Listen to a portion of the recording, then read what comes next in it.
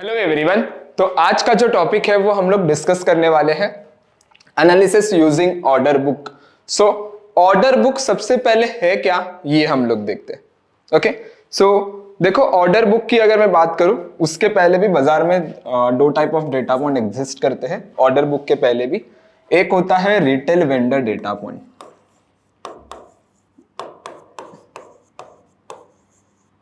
Okay, so retail vendor data point होता क्या है? अगर आप जनरली ब्रोकर देखोगे, जो भी आप करंटली यूज कर रहे हो या फिर जो भी नए नए ब्रोकर्स आ रहे हैं, देखो वो भी अभी धीरे धीरे एनालिसिस प्रोवाइड करना शुरू कर रहे हैं। कभी आपको नोटिफिकेशंस आते रहेंगे या फिर कुछ अलर्ट्स आते रहेंगे कि ये मोमेंटम है, ये कॉल ऑप्शन मोमेंटम आ रहा है, right? Why? Because of the retail vendor data point. तो अगर आप ब्रोकर के पास अप्रोच करोगे उस डेटा पॉइंट के लिए, तो वो डेटा पॉइंट देगा भी, राइट? सो एक सब्सक्रिप्शन बेस पे दे देता है, विच इज अवेलेबल। एक अगर नॉर्मल बेसिस रिसर्च मुझे करनी है तो मैं retail vendor data point use कर सकता हूं। सेकंड जो है, जिसे हम लोग कहते हैं ऑर्डर फ्लो डेटा पॉइंट। अभी ऑर्डर फ्लो डेटा पॉइंट होता क्या है? ऑर्डर फ्लो डेटा पॉइंट जो है ये स्पेसिफिकली आपको बताता है कि जनरली बाजार में जो भी मार्केट ऑर्डर्स, लिमिट ऑर्डर्स या फिर सारे जो भी ऑर्डर्स है, IOC, DQ and stop loss orders, जो भी ऑर्डर्स है उनका सारा एक कंबाइंड डेटा पॉइंट होता है। लाइक एक बास्केट रहेगा उसमें। लेकिन इसका ना ये एक बड़ा बैरियर ये है कि हम लोग इसे सैग्रीगेट नहीं कर पाते कि एक्चुअल मार्केट ऑर्डर्स कितनी है, लिमिट ऑर्डर्स कितने हैं, अदर थिंग्स, राइट? वरना ये डेटा पॉइंट है अच्छा। देन एक आता है लेवल 3 जो कि है order book data point. Okay, order book data point अभी तक का एनएससी का टॉप मोस्ट डेटा पॉइंट रहा है। इफ यू वांट इट, आप आफ्टर दिस वीडियो आप जाकर एनएससी के ऑफिशियल वेबसाइट में भी चेक कर सकते हो। ऑर्डर बुक के बारे में सारी चीजें लिखी हुई है वहां पे। नाउ इसकी खासियत क्या है? ऑर्डर बुक हर किसी के पास अवेलेबल नहीं है। जनरली ये जो डेटा पॉइंट है ये इंस्टीट्यूशनल ट्रेडर्स, एचएनआई या फिर जो प्रॉप डेस्क यूज करते हैं, राइट, वो जनरली यूज करते हैं एंड है अवेलेबल सबके पास, लेकिन वो रिटेलर्स को नहीं प्रोवाइड करते। इसलिए मैंने कहा था कि ये सबके पास अवेलेबल क्यों नहीं है एज अ रिटेलर पर्सपेक्टिव, क्योंकि जो भी बड़े फंड्स है, फंड मैनेजर्स है या फिर जो भी बड़े इंस्टीट्यूशंस है, वो जनरली यूज करते हैं data point.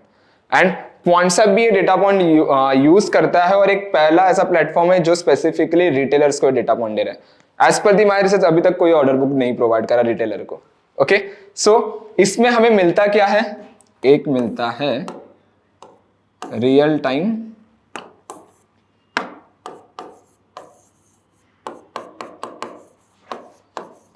Market order data. अभी रियल टाइम मार्केट ऑर्डर्स का डेटा का मतलब क्या है? लेट्स सी, जब भी आप देखते हो स्प्रेड्स देखते हो बिड एंड आस्क का, राइट? सो लेट्स सी अगर कोई भी बायर डायरेक्टली जाके आस्क प्राइस पे ट्रेड कर रहे हैं, डायरेक्टली जा रहा है और आस्क प्राइस पे ट्रेड कर रहा है जो भी सेलर मांग रहे हैं, दैट मींस व्हाट? बायर गया है सेलर के पास to initiate the contract, so that comes under the what? A buyer initiated quantity.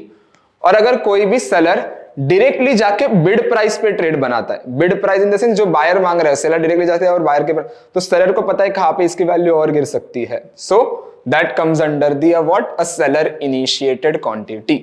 तो ये हम लोग यहाँ पे रियल टाइम डेटा कैलकुलेट कर पाते हैं कि एक्चुअल बायर सेलर्स कितने हैं, एग्रेशन में मार्केट ऑर्डर्स कहां पे डाल रहे हैं, market orders not a limit orders. Okay, फिर इसमें और एक डेटा पॉइंट कैप्चर किया जाता है जो कि है आईओसी। आईओसी मतलब क्या है? इमीडिएट और कैंसल। इमीडिएट और कैंसल जनरली जो भी बड़े क्वांटिटीज में ट्रेड बनाते हैं, अगेन मैं बताता हूं, लाइक इंस्टीट्यूशनल ट्रेडर्स, एचएनआई, जो बहुत ह्यूज फंड से ट्रेड्स बनाते हैं, तो वो क्या करते हैं? लेट सपोज 10 लाख क्वांटिटी है, तो 10 लाख क्वांटिटी का एक आईओसी ऑर्डर बन जाएगा। तो अगर बाजार में सपोज 10 लाख क्वांटिटी मुझे ये भाव में चाहिए, मैंने प्राइस सेट करके रखा है, लेकिन बाजार में तभी 5 लाख क्वांटिटीज ही अवेलेबल है, तो आईओसी ऑर्डर क्या करता है? 5 लाख क्वांटिटीज का ऑर्डर ले लेगा और बाकी के जो 5 लाख क्वांटिटीज है उसे कैंसिल कर देगा, पेंडिंग में नहीं रखेगा। सो that comes under the what? A immediate और कैंसिल। अगर भाव मिल रहा है तो जितना मिल रहा है उतना खरीदो और बाकी का कैंसिल कर दो। ओके, नाउ कभी भी हम लोग ऑर्डर बुक यूज करेंगे ना, तो देखो इसे ना हम लोग ने एज अ टीम, हम लोग ने जो वर्क किया है वो हम लोग ने इसे चार्ट पे ही प्रोवाइड किया है आपको।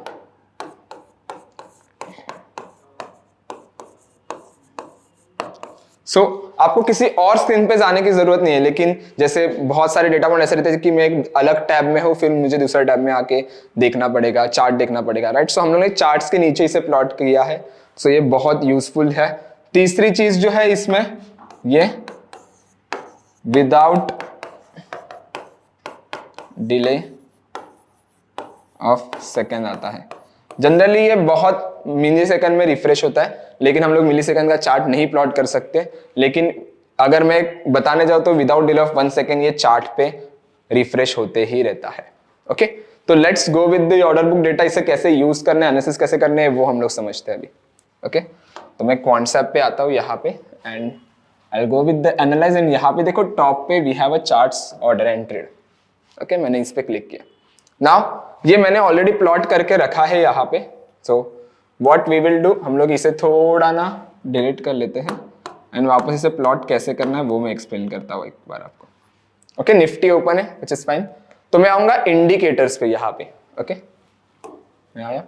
नाउ मैं यहाँ पे सर्च करूंगा कौन सी दो चीजें, सिलेक्ट करूंगा order book buyer initiated quantity and order book seller initiated quantity. Buyer यहाँ पे हो गया, order book seller initiated quantity. You can see यहाँ पे there are multiple, there are 33 plus indicators है ऑर्डर बुक के ऊपर।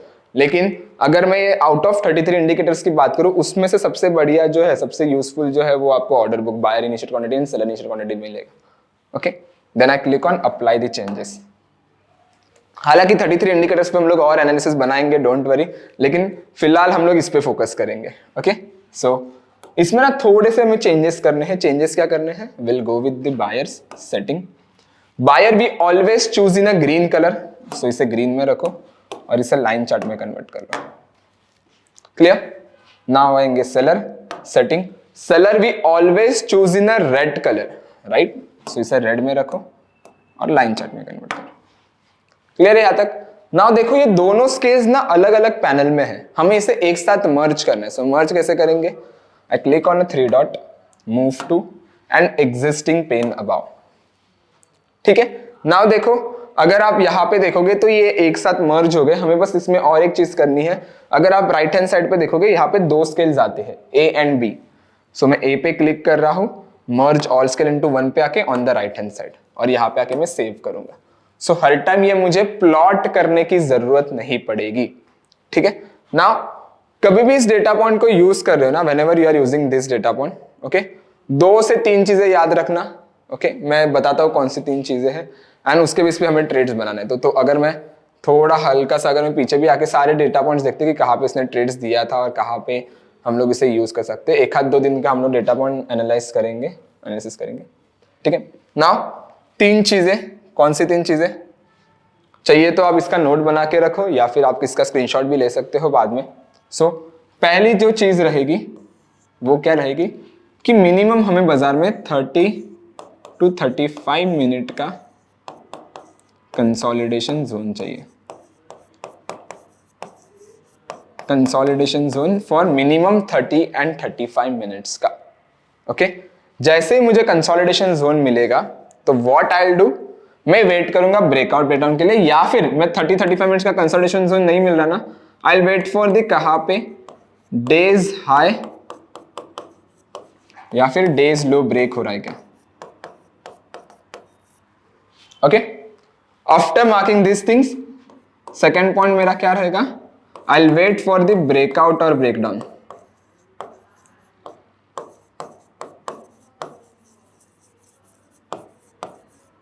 ओके, ब्रेकआउट और ब्रेकडाउन के लिए मैं वेट करूंगा यहां पे। ठीक है, या फिर डेज हाई डेज लो कहीं पे ब्रेक हो रहा है क्या वो देखूंगा। एंड थर्ड थिंग कि अगर मुझे ब्रेकआउट मिला या फिर डेज हाई कहीं पे भी ब्रेक होते हुए मिला, तो जो भी ब्रेकआउट कैंडल है या फिर जो भी ब्रेकडाउन कैंडल है उस पर मैं कर्सर रखूंगा और चेक करूंगा वहां पे क्वांटिटीज जो है वो बायर सेलर्स का एग्रेशन क्या है। अगर ब्रेकआउट है तो बायर्स का जो एग्रेशन होना चाहिए वो दुगना होना चाहिए, दैट मींस डबल होना चाहिए सेलर्स के मुकाबले। और अगर ब्रेकडाउन है या फिर कहीं पे भी डेज लो ब्रेक हो रहा है तो सेलर का जो एग्रेशन चाहिए वो डबल होना चाहिए as compare to buyer. So quantities 2x होनी चाहिए। If breakout, the buyer's quantity should be double. If breakdown, then seller quantity should be double. And the very most important thing, last thing, avoid the random spike.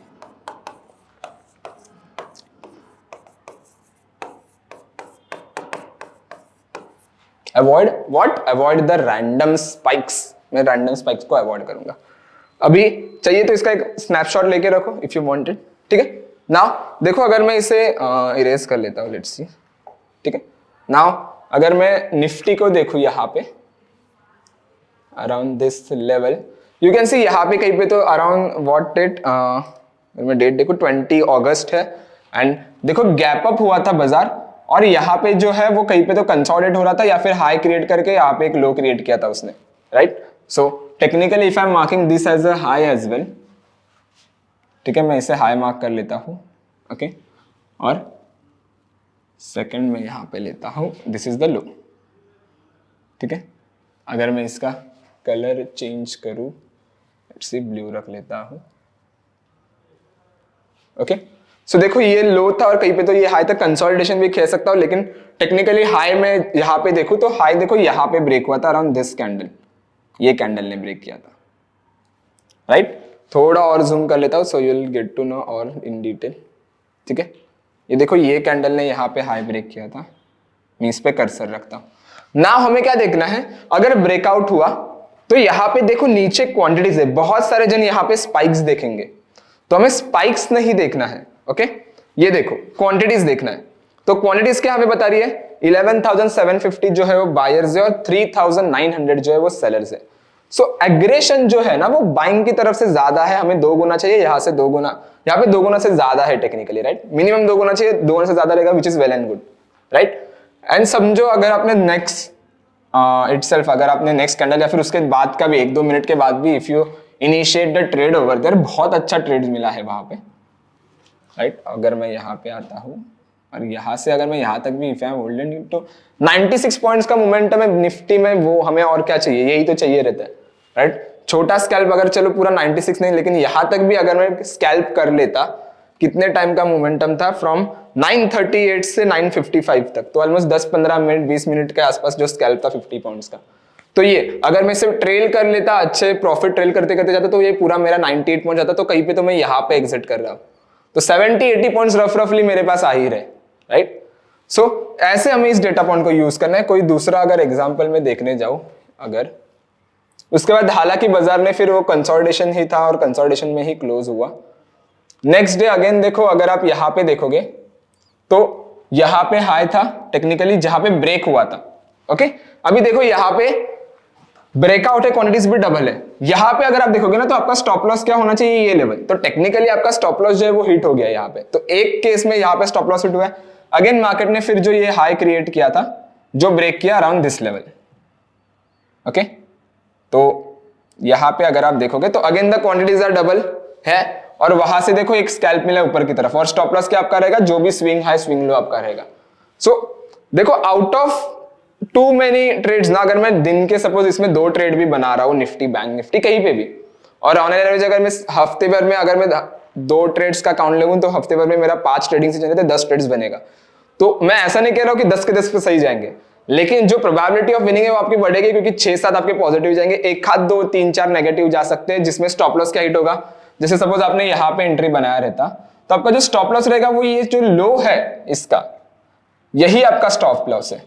तो maximum जो premium का change आएगा ना, वो आपका 30-35 रुपए के आसपास आएगा, लॉस के आसपास भी। तो मैक्सिमम 30 रुपीज ठीक है, मैक्सिमम मैं कह रहा हूं, मिनिमम तो आपका 15-20 में भी कभी भी निकल जाओगे, 15-20 10 बार। अगर मैं सपोज ये अगर मैं स्टॉप लॉस ले रहा हूं ना, लेट्स अज्यूम कोई एक दूसरा ट्रेस लेते, ये देखो सपोज यहाँ पे जो लो था ये ब्रेक हुआ था अराउंड दिस लेवल, तो मेरा स्टॉप लॉस क्या रहता है, ये लेवल। तो टेक्निकली मेरा ट्रेड इतना अच्छा बना, तो सामने लॉस मेरा इतना सा और सामने ट्रेड देखो इतना बड़ा बन रहा है, तो टेक्निकली आपका लॉस बहुत छोटा रहेगा और ट्रेड बना तो बहुत अच्छा बनेगा। So that is the logic behind this particular tool. एक बार यूज करो, बहुत अच्छा डेटा पॉइंट है ये। और अगर कुछ भी डाउट्स है तो नीचे FAQs भी पढ़ लो और सारी चीजें नीचे लिखी हुई है, सो एक बार वो भी रीड कर लेना। Thank you so much everyone.